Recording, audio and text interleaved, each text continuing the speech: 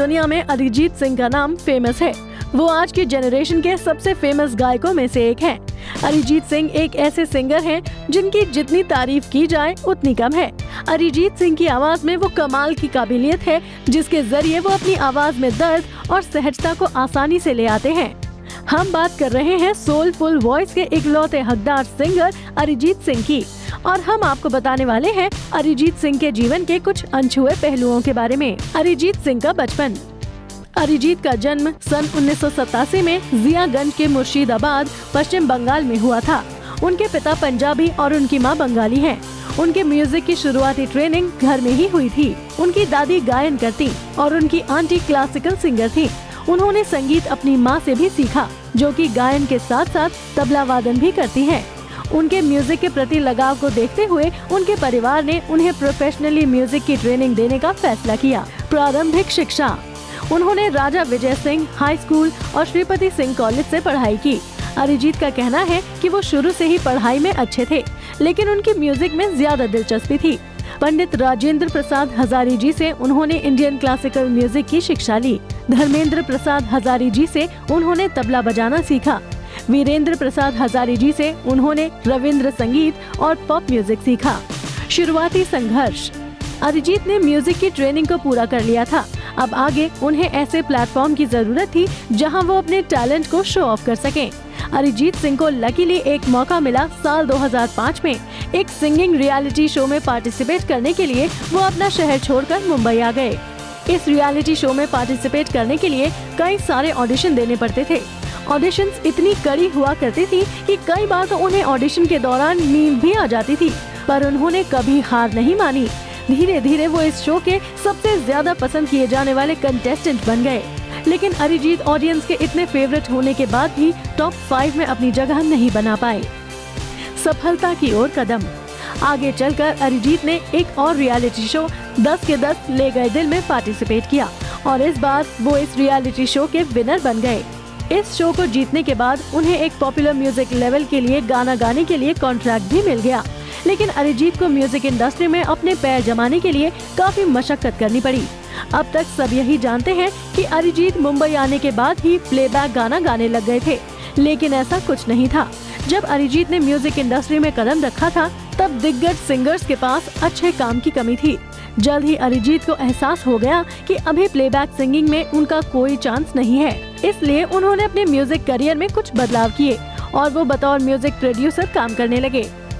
और कई famous music producers जैसे कि प्रीतम चक्रवर्ती, विशाल शेखर और मिथुन के साथ एक म्यूजिक प्रोग्रामर के तौर पर काम करने लगे। देखा जाए तो म्यूजिक प्रोग्रामर बनना ये फैसला उनके लिए बिल्कुल सही था, क्योंकि वहाँ उन्हें म्यूजिक की बारीकियों को सीखने में बहुत हेल्प मिली। सफलता का टर्निंग पॉइंट।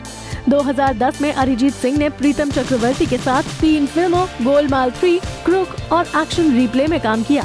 2011 में उन्होंने मर्डर 2 में मिथुन कॉम्पोजिशन, फिर मोहब्बत से बॉलीवुड म्यूजिक डेब्यू किया। उसी साल अरिजीत सिंह ने एजेंट विनोद के लिए राब्ता गाना गाया।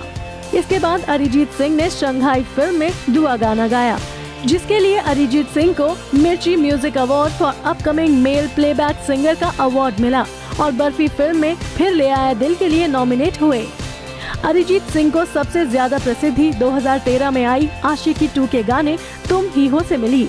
इस गाने के लिए अरिजीत सिंह को कई अवार्ड और नॉमिनेशन आए, जिसमें से उनको film fair award for best male playback singer का अवार्ड मिला। इसके बाद अरिजीत सिंह ने ये जवानी है दीवानी फिल्म के लिए दिल्ली वाली गर्लफ्रेंड, कबीरा और इलाही गाना गाया।